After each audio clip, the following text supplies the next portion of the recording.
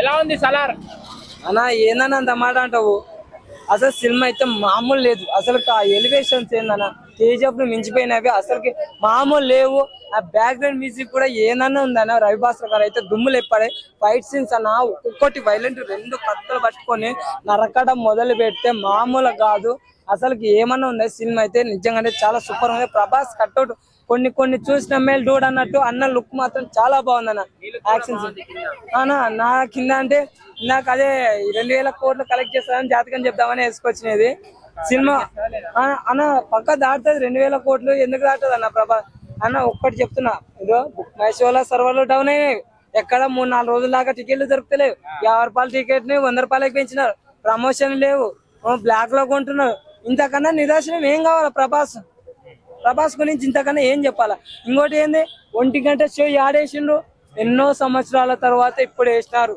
1 గంట షో కూడా ఒక్కడు సీట్ మిస్ కాకుండా వచ్చిన, ఏదైనా సీట్ దొరికితే పోయి చూద్దామని ఉండి వెయిట్ చేసిన వాళ్ళు ఎంతో మంది.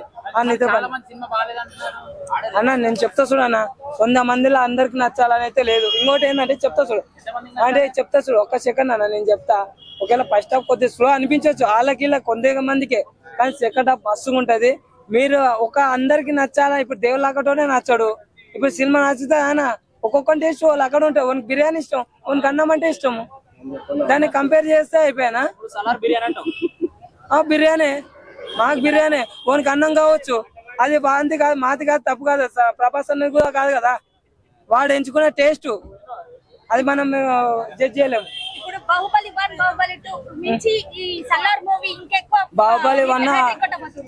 1 5 నుంచి 600 కోట్లు. ఇది రేపు ఎల్లుండి కల వచ్చేస్తుంది 500 కోట్లు. ఇంకా ఇప్పుడు బాహుబలి 2 అంటున్నారు 1800 కోట్లు. అది ఇప్పుడు సంక్రాంతిలోగా పక్క దంగల్ రికార్డులు కూడా దంచి కొడుతుంది. బాహుబలి రికార్డులు బద్దలు కొట్టి పడేస్తుంది. ఇది మీరు రాసి పెట్టుకొని, ఎందుకంటే కొందరు నెగిటివ్ ట్రోల్ చేయడం వల్ల ప్రభాస్ ఏం తగ్గదు. ఈ సినిమా అయితే వెళ్ళిపోతుంది.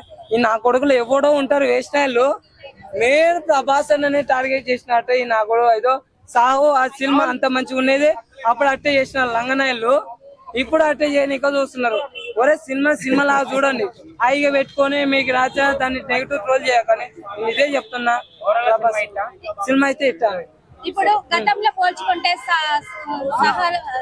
సాహో మూవీతోని కానీ, ఇప్పుడు ఆదిపురుష్ మూవీ కానీ, ఈ మూవీతోనే ఈయన పని అయిపోయింది, ఈయన జీవితం అంతే అని నువ్వు ఒకటి గుర్తుపెట్టుకో. సాహోని మాత్రం అన్నాక సాహో హాలీవుడ్ కి అమ్మ మూడులా ఉంది.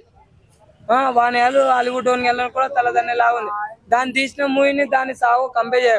ఇక్కడ కొందరికి ఎక్కలేదు అప్పుడు, అంతే తప్ప అది మంచిగా లాస్ట్ వరకు ఆ ట్విస్ట్ అనేది వాళ్ళకి అర్థం కాక అట్లా అయింది తప్ప. సాహో మంచి మూవీ, ద బెస్ట్ మూవీ. ఇంకా మిగతా అంటేనే అది మనము ఇంకా అది పక్కకి స్కిప్ చేయాల్సింది. ఇప్పుడు ఆ మూవీతో పోలిస్తే ఈ మూవీ అయితే చాలా బాగుంది. లుక్ పరంగా కానీ, అన్న ఫైట్స్, యాక్షన్ సీన్స్ పరంగా కానీ, చాలా డైలాగ్ డెలివరీ కూడా చాలా బాగుంది. ఒక్కసారి ప్రభాస్ మూవీ డైలాగ్ ఒక్కటి చెప్పగలరు? నీకోసం మెరనైతా సొరనైతా అనే చిన్నప్పుడు డైలాగ్ చెప్తా. అంటే పెద్దగా అయిన తర్వాత నేను చెప్పాను, నేను ఎవడు ముట్టుకోలేడు అనేది నాకు కొద్దిగా అంటే డైలాగులు రావాక ఏమనుకో, డైలాగులు ఏమంత ప్రాక్టీస్ లేదు.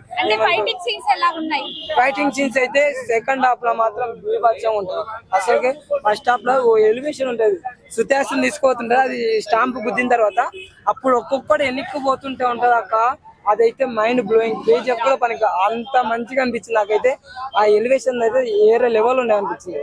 ఈ డైనోసార్ అంటే ఎందుకు పెట్టినారు అనుకోండా, ఒకప్పుడు డైనోసార్ మొత్తం భూమిని మొత్తం కంట్రోల్ చేసేది. ఇప్పుడు మన ప్రభాస్ అన్న డైనోసార్ సినిమా ప్రపంచాన్ని కంట్రోల్